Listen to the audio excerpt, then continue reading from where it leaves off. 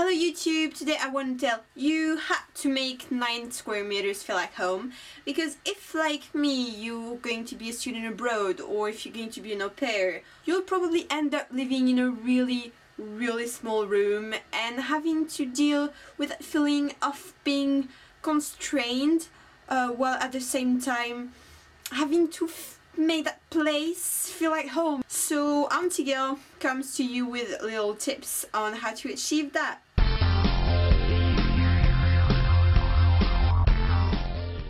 First thing, use storage, make room, gain space. My room is 9 square meters. It could be less for you, it could be more. Anyways, it will be small. First advice, put stuff under your bed. Mine's got a space where I can have my suitcase and my Christmas stuff. Maybe yours will have a different kind of space. I'm sure you can find a way to fit things under there.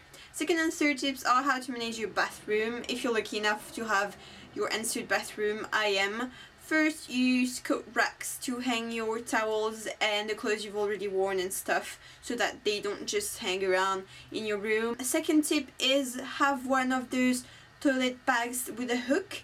My mom got mine for Christmas and it's been really useful. Part 2, bring stuff from your old home to your new home to make it feel like home. And why not start with pictures of the people you love. That worked a lot for me, and it's just nice having pictures of everyone around because I feel like they're kind of living through that thing with me. Get some of your favorite books, favorite DVDs, just for when you feel like you need a bit of cheering up, and bring some stuff that has a memory value to you, like photo albums or just little thingies or little, I don't know, souvenirs from places you've been, just that it gives you a smile when you look at them. Finally, if you're a person going abroad, I'd say don't be afraid to be a little patriotic sometimes. I've got a flag from my region and a huge French flag that I use for the French society, and just hanging in my room. I don't actually use them, it's just funny that they're here. Now part 3, how to create a new home, because you don't want to just bring your old home back, you want to create a new thing. So first, decorate, stick stuff up, put posters on the wall, and also buy new stuff that you find funny. Like this amazing tea print that I found on Etsy, and I'm just in love with it because it is my philosophy of life now. Second tip, create some decoration yourself. It'll look nicely in your room, a little bunting here and a little more bunting there, and just nice little stuff. Third tip, you don't have much room and you might have not that much money to buy new decorations, so use the stuff you own that is pretty as a decoration.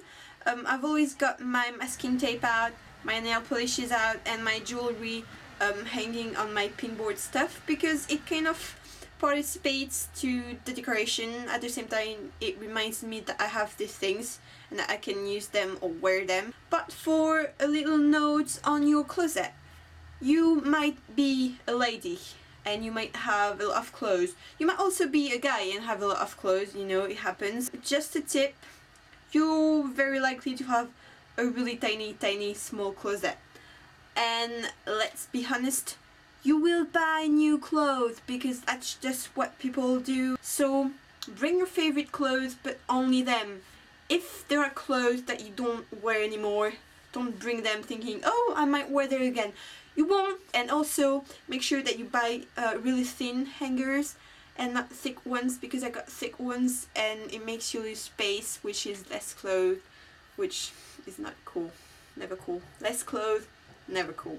Confession, this video was filmed on Tuesday because today I will be walking around London with my family because they're nice enough to come and visit. Also, I'm finally on holidays, which means I'm done with my first year of university, which is crazy. I have no idea how that happened.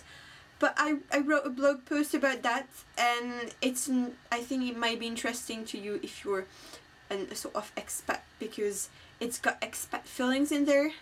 So yeah, check it out, I'll put a link in the doobly-doo.